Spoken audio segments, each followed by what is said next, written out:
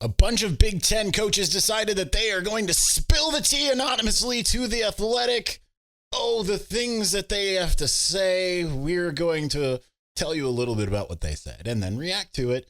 Also, there's just this narrative, and part of it comes from that J.J. McCarthy was great before the Connor Stalions ousting of his own, the resignation, and then that he became Cheeks. I'm going to tell you why that's not exactly the case. And we're going to use some numbers as well as talk about his health status, which he revealed. All on this episode of Locked On Wolverines. You are Locked On Wolverines, your daily podcast on the Michigan Wolverines, part of the Locked On Podcast Network.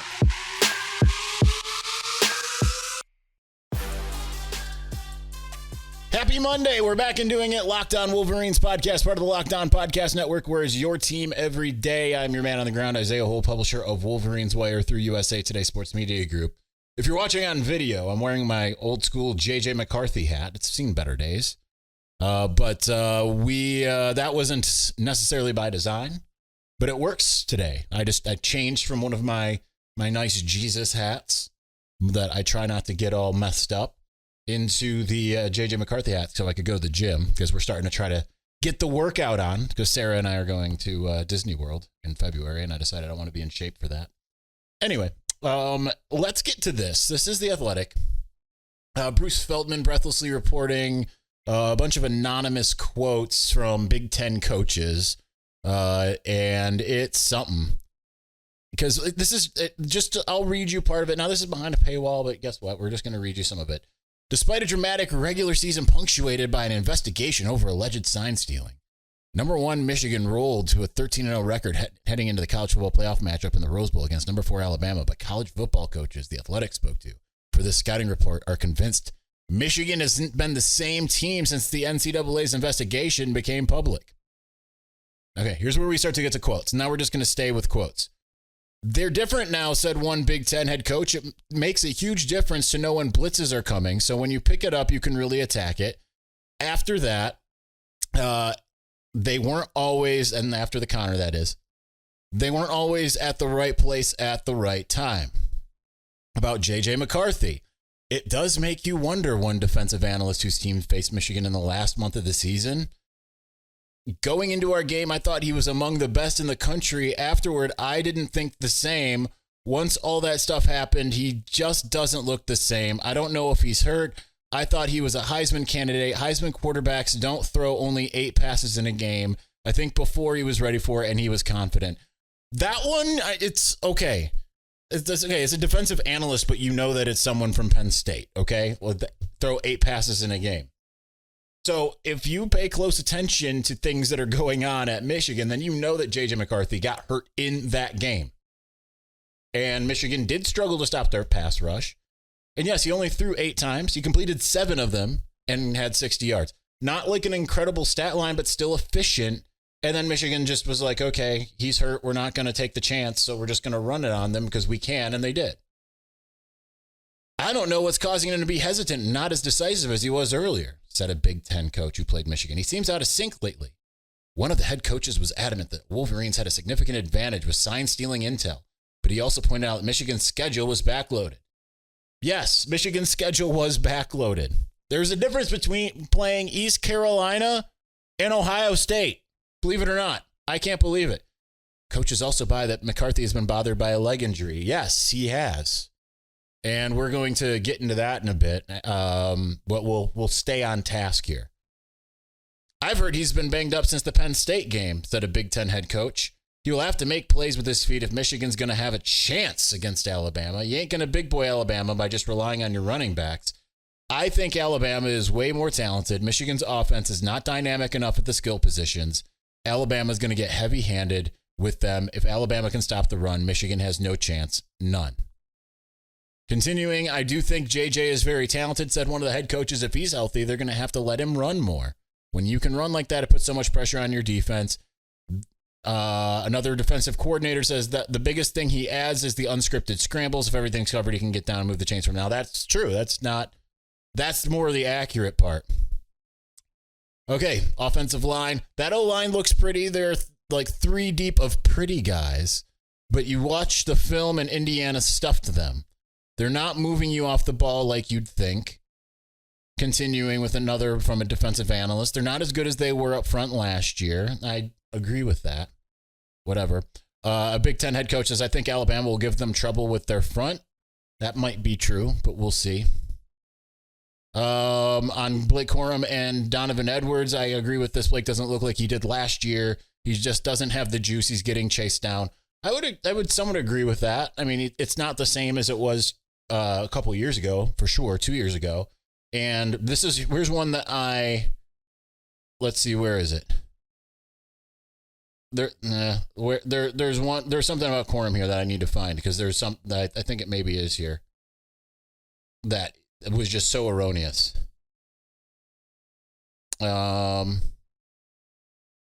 Okay, I can't find it for whatever reason, even though this is all right here. Anyway, we'll just continue reading. I think Corum is really good. He's just so powerful. I just don't think that he has the speed that some of the SEC guys have, but I think he's gotten better. He makes them go. Michigan plays to his strengths. Corum can't take a 30-yard run and go 60, but he's a bull. He's a one-cut guy. Okay, that's what I was looking for. Not a home run threat, but he is really, really good in the red zone and really good on checkdowns. He is not a one-cut guy. Now, maybe this year a little bit more. That's what he is, but he is certainly not a one-cut guy. He's a multiple-cut guy. Now, Donovan Edwards, you can make that case for. So there's more in here. Pass game, Michigan's biggest weakness. Loveland is a good route runner, but he can't block. A.J. Barner is a complete tight end, but he can't run like Loveland. I like him. Max Bredesen is good. You know they're running the ball when he's in the game. Another one, a head coach. Roman Wilson was the only one we were worried about. We thought we had to double him. He's really good at getting in and out of his breaks. We didn't think we could play man on him. Barner is very solid. He's a big, and good blocker. Loveland is elite. He runs like a wide receiver. There's another coach, defensive backs coach. Wilson is a good player, but we didn't fear him. When you watch the tape, he's running a bunch of over routes. He plays hard. We thought Cornelius Johnson was average. He's tall and looks pretty out there. Seems to be a thing that people say looks pretty, but he's stiff and not in and out of his great in and out of his breaks. Samaj Morgan is wiggly and more dynamic than Wilson, but he's just not very polished. I mean, that's fine. That's fine and fair. And just continuing on here. About the defensive line, I like that D-line a lot. They're really, really deep. Chris Jenkins, Jalen Harrell, very good players. Accurate, very accurate. As far as Kenneth Grant, they push the right buttons with that boot. That dude got freaky athleticism for 340. Holy smokes, accurate. Of Mikey Sainer, still he's the most dynamic guy. He's great with the ball in his hands. He'll be proving people wrong. He'll be a good NFL player. So accurate. Now here's where things get even more fun. Is what do they predict for Michigan, Alabama? What has Jim learned? A Big Ten head coach asked, are his guys going to be fresh and ready to go or worn down? I think that's the same old thing with Michigan, said a Big Ten secondary coach. They're extremely talented, but someone could hold up up front with them. I just think they're just too one-dimensional. They got to get explosive plays on the perimeter somewhere. And those are going to be hard to come by because Alabama can match up with them on the outside and still be stern enough against the run. Michigan is going to have to play such a clean game. One head coach said he would not be shocked if Michigan won, but he's picking Alabama. If Milroe plays like he has played lately, I think it'll be too much for Michigan. There's nobody like him in the Big Ten. Alabama's figured out how to use him, and that's scary. Later here, they don't have any superstars, but they're strong, and they've got a bunch of really good college players. They have a really good culture. None of them gives a blank about who gets credit. And I think that's the thing. They finish this out saying they've got the chemistry to win a championship. We're going to get to my reaction on that. That's just all kind of insane to me in a lot of ways. We'll get to my reaction and the J.J. McCarthy, why I think some of this stuff is wrong about him in particular. We're going to do that here in just a moment. But first, passion, drive, and patience. What brings home the winning trophy is also what keeps your ride or die alive. eBay Motors has everything you need to maintain your vehicle and level it up to peak performance, from superchargers, roof racks, exhaust kits, LED headlights, and more. Whether you're into speed, power, or style, eBay Motors has got you covered. With over 122 million parts for your number one ride or die, you'll always find exactly what you're looking for. And with eBay Guaranteed Fit, your part is guaranteed to fit your ride every time or your money back. Because with eBay Motors, you're burning rubber, not cash. So keep your ride or die alive at ebaymotors.com. Eligible items only. Exclusions apply. eBay Guaranteed Fit only available to U.S. customers.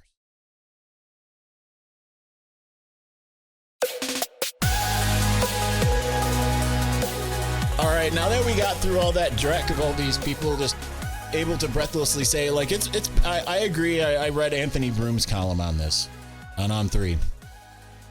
It's been quite the year for anonymous coaches being able to kind of go after Michigan. It just feels like sour grapes, right? Because you remember PJ Fleck came out and he was like, that's the best team I've ever seen in my 11 years of coaching.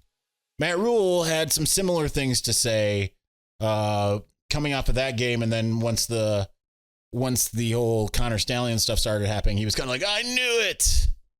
You know, I think that the thing that a lot of people, when you look at offensively, like, oh, they can't do a lot.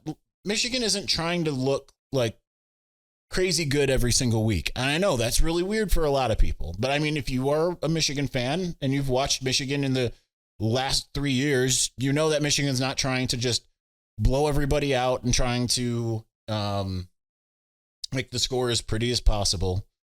They're just trying to win the game. They're trying to be elite defensively and do enough offensively to win the game. Sometimes it's going to be good. Sometimes it's not.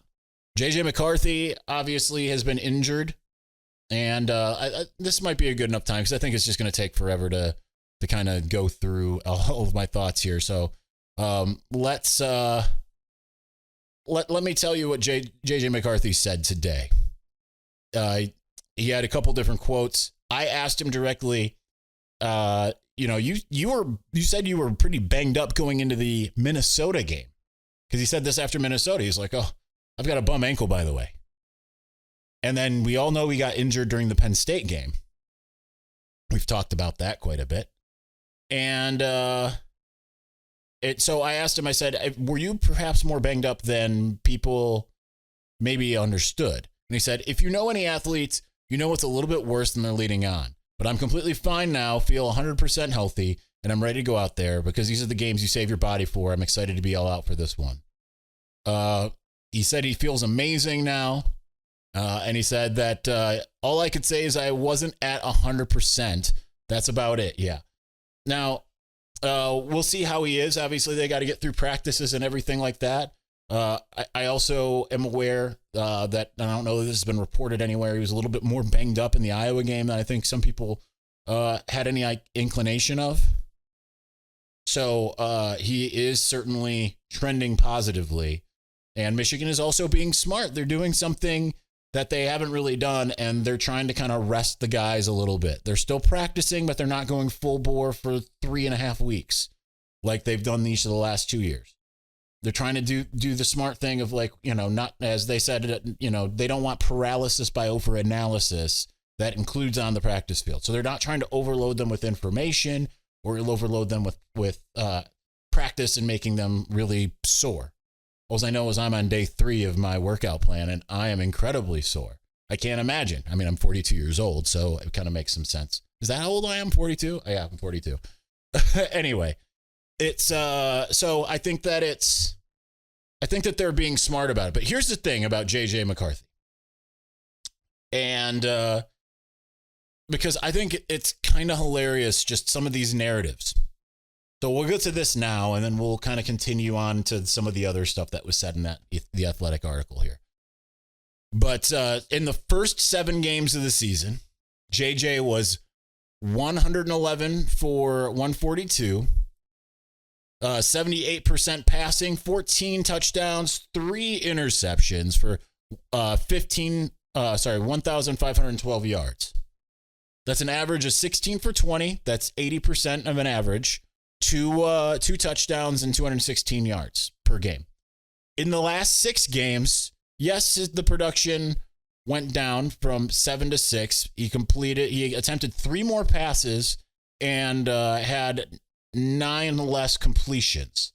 So that's 12 less completions in all of that. So 102 for 145 for 70%. 70% still really good. Not 80, but that's an insane mark to be hitting. 5 touchdowns, only 5 compared to the 14 before. 1 interception, 1,118 yards. That's an average of 17 for 24 at 71%. And just a little bit less than a touchdown per game, 186-yard average. Now, as the one coach mentioned here, it's been a little bit different defensively. As far as pass defenses are concerned, in the first 7 games, Michigan faced the average of the 53rd pass defense. In the last 6, 39th. And Michigan State drags that number way down, okay? 49th ranked defense average in the first 7, 32 in the second. So yes, things aren't going to be as good. In the last 4 weeks, Michigan played against the average number 11 defense in the country, Maryland being the outlier at 35. So if you take it and make it just Penn State, Ohio State, and Iowa, J.J. McCarthy averaged, or not averaged, he went 45 for 61. That's 74% for 355 yards and only 1 touchdown thrown. That's an average of 15 for 20 for 75%, 118 yards per game. Now, no, you can't have 118 yards a game per average, but obviously that number's been dragged down by the Ohio State game. Oh, sorry, not the Ohio State, the Penn State game. Here's the thing. His worst games, 2 of them did come in the last 6 weeks. Maryland and Purdue. But those are, if you were to sit there and pick, like, what are your 2 worst games? Now, Purdue, he threw for 335 yards, but he only completed just above 50% of his passes. Excellent against Michigan State. Really efficient against Penn State, Ohio State, and Iowa. Iowa, he wasn't helped out by his receivers. Yeah, he made a couple bad throws. Every quarterback generally is going to make a couple bad throws. Maryland, really hurt. Really hurt. I think some of the things that people aren't really giving Michigan credit for, and J.J. McCarthy and all, just in general, kind of going back to the grander theme, is no Jim Harbaugh for 6 of the games. They looked completely different in most of the games that Jim Harbaugh coached, right? No one was really going and looking at what Michigan was doing and thinking at that time, like, yeah, at the very beginning of the year, and said, yeah, Michigan's just dominating, right? Jim Harbaugh comes back for Rutgers, 31-7, kind of the same as the first 3 games. And then 45-7, 52-10, 52-7, 49-0, 41-13. And then they get in the meat of the schedule and it looks more like it did at the beginning, except for the offenses they played were also better as well. Michigan just finds a way to win. The culture part's a big component of it all. And I think that that's one of the things. I'm not saying Michigan's going to win. I'm just saying that for whatever reason, no one wants to give Michigan any credit. So Michigan has to go out and take it. They absolutely have to. We're going to continue on discussing some of this because I still got thoughts here in a moment.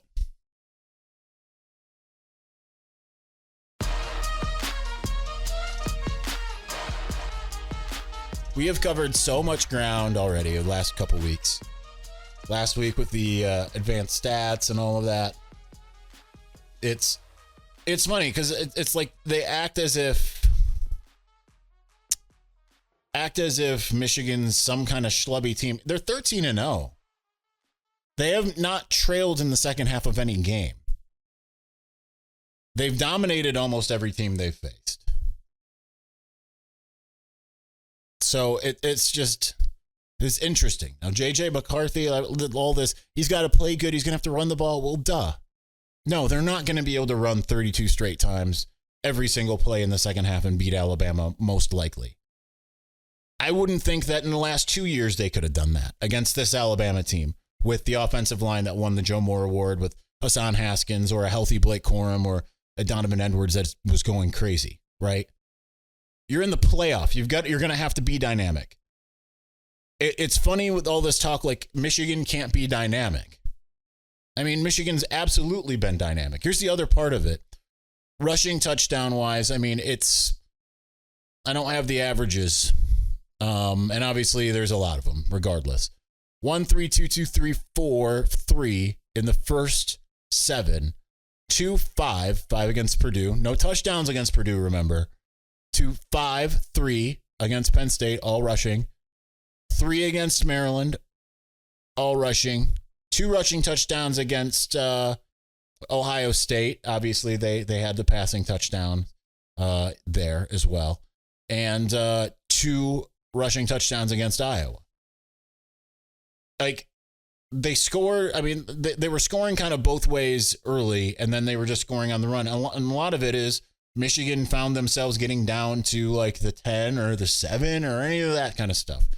People are just kind of looking at it in just a really skewed way. And I just think it's really weird that these Big Ten coaches can hide behind some anonymity and just kind of air like some of it was like their offensive line is really pretty. I don't know what that's supposed to mean.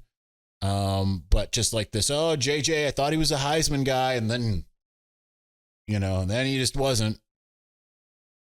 Michigan has multiple ways that they can win games, and that's been the case. And Michigan has looked different when Jim Harbaugh has been out there. Jim Harbaugh wasn't out there for 2 of the 3 most important games of the season. So, I'm not saying that this means that they're going to beat Alabama. It's just, if you slapped these scores with and what JJ did, and you just put a different guy in there, you put like Stetson Bennett in there with the Georgia, people would be like, so good. So good. Can't believe how good he is. He was just so good. I'm curious myself, now that we're here. I am going to look up one more JJ thing as well, but I want to see this real quick. So I know not a Heisman guy, Stetson Bennett came along kind of late, but when you look and you see he was 8 for 14 against Charleston Southern, you see that he was 10 for 19 against Florida. You see that he was 7 for 11 against Arkansas. This isn't a year in which they won the national championship, 2021. 2022, he was 19 for 38 against Florida. He was 10 for 18 against Georgia Tech, 13 for 19 against Kentucky. He had against Kentucky, he had 116 yards. Against Georgia Tech, he had 140 yards. Yes, he did have a 368-yard game against Oregon and a 398-yard game against Ohio State. Michigan has not really asked their quarterback to do that terribly often. So I understand. Offensively, I would normally and normally agree. You need to push the offense further than where Michigan is right now. Would I like to see it at least have the explosion of 2021? Absolutely. But Michigan is comfortable bleeding the clock and just methodically driving down the field. But they're going to have to actually methodically drive down the field. Maybe they're going to need an explosive play or two against Alabama. I think it helps that they're able to get healthy. And I don't understand this campaign to kind of make it look like Michigan is some also ran. They beat, regardless of what you think of the sign stealing fiasco, scenario, whatever. Without Jim Harbaugh, they beat Penn State and Ohio State, the 2 toughest teams on the schedule.